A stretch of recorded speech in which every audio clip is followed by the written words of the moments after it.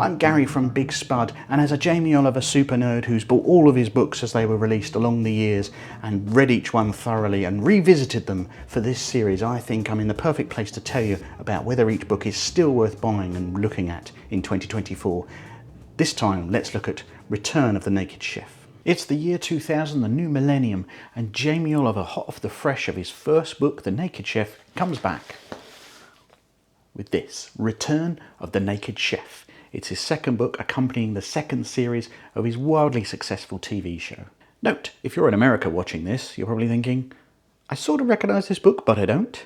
Well, it was released in the US as well under the title The Naked Chef Rides Again, and seems to have been available in other countries as well, but I never quite figured that one out. It's exactly the same book, same recipes, same content, just a different cover. I never quite understood why they did that. So this one's interesting. The difficult second album syndrome. He's had a smash hit series, a smash hit book. He's something that people are talking about. Did you watch Jamie Oliver? Have you seen Jamie Oliver? All this kind of thing. But he comes back with a second series. What can he bring to the table this time? So he's experienced some success, and people are understanding what he's all about. They're interested in what he has to say. As he says himself in the intro to this book, as you can imagine, being the youngest chef on the block, having a best-selling book as well as a cracking television series, not to mention being a bit scruffy and coming from Essex, I have come in for quite a bit of stick from folk. I don't mind, in fact, I quite enjoy it. So in this book, he takes his ideas even further. And you get, as before, very similar headings actually. Stuff about herbs, stuff about salads, stuff about soups, a bread section. Really, he lays the mission statement for this book very clearly in the introduction. This book isn't about chefy food, it's for normal people who want shortcuts and tips. People who want to make simple day-to-day meals different and absolutely fantastic, or something a little bit more fruity and indulgent. Much of that Jamieism that he'd become a bit famous for and had the mickey taken out of him for start to creep in here. Bevies, thanks, nice one, shout, going out, cheers, respect, as a heading. Bits and bobs, this, that and the other. It starts to get that cheeky language that he starts to get associated with. In fact, I can remember men's clothes shops in the very early 2000s had t-shirts saying nothing else but pucker on the front. No, I didn't have one. The word pucker even extends to one of his TV series. He has a show called Pucker Tucker, which is from a little bit later, I think 2004. And that, me old mates, is the essential guide to Pucker Tucker. Not traditionally broadcast in the UK, I don't think. Might have been on the Food Network, but was used for syndication around the world, made by the label 2 Entertain, who had a history of getting properties and putting them onto DVD. So that's another one that Jamie has actually published in full on his YouTube channel, so you can go and watch it there if you've never seen it before. It was, as I said, hard to see in the UK. So the recipes are a continuation of what they were before, picking influences from around the world, a heavy emphasis on being light and a sort of throw things together with a big punch of flavour. Nothing that should be too taxing, onerous, or feel like it's a stuffy dinner party. Lots of vibrant salads. Lots of just chuck meat in the oven and leave it for a bit. Serve a few sides. Just bake things for a bit.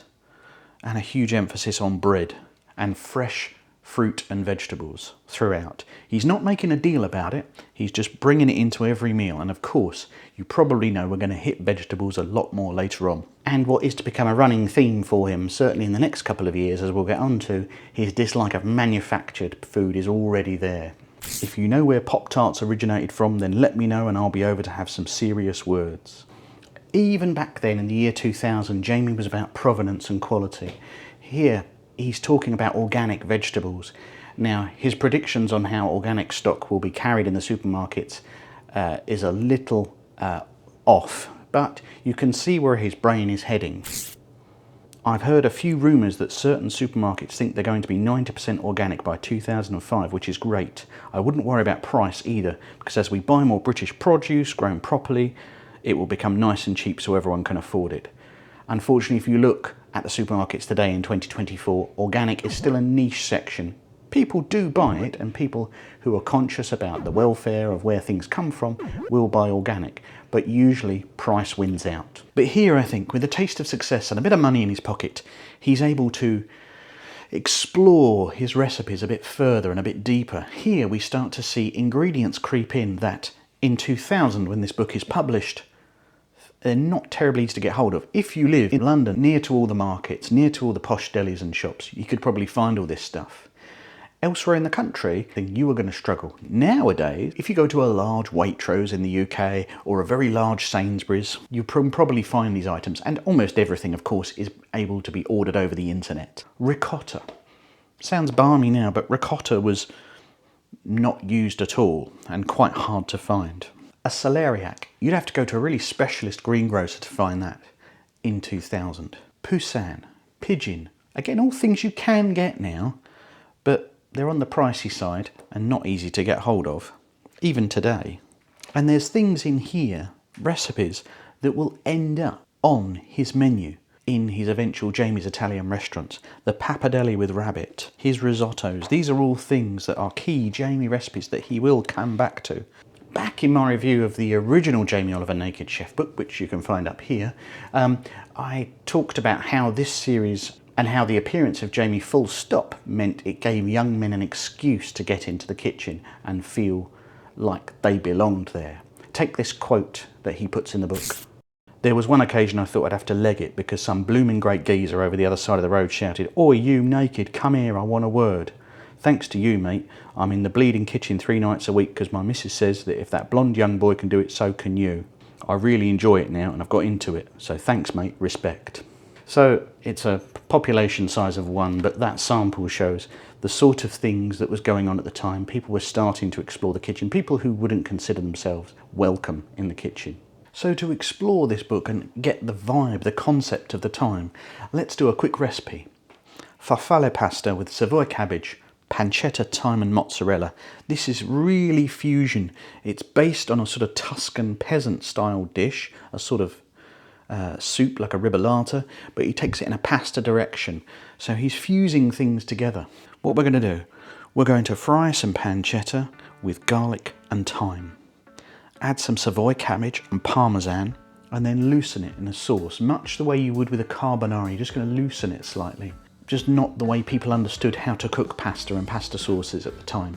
It was either a white sauce or a tomato sauce. This whole bringing stuff together with the juices in the pan and the moisture from the boiling water in the pasta was kind of alien to us. Jamie really showed us here in the UK, this is a way you could cook stuff and the way you can get great pasta.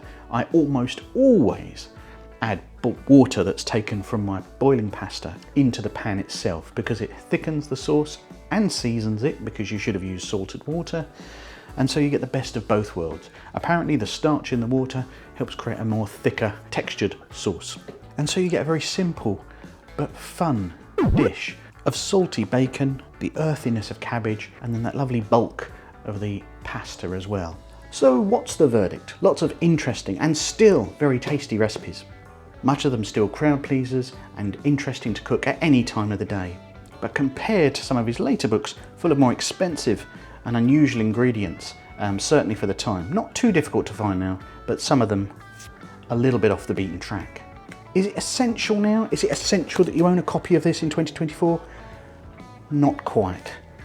Let's hold our horses for a minute because there's better, greater, more interesting books to come from Jamie.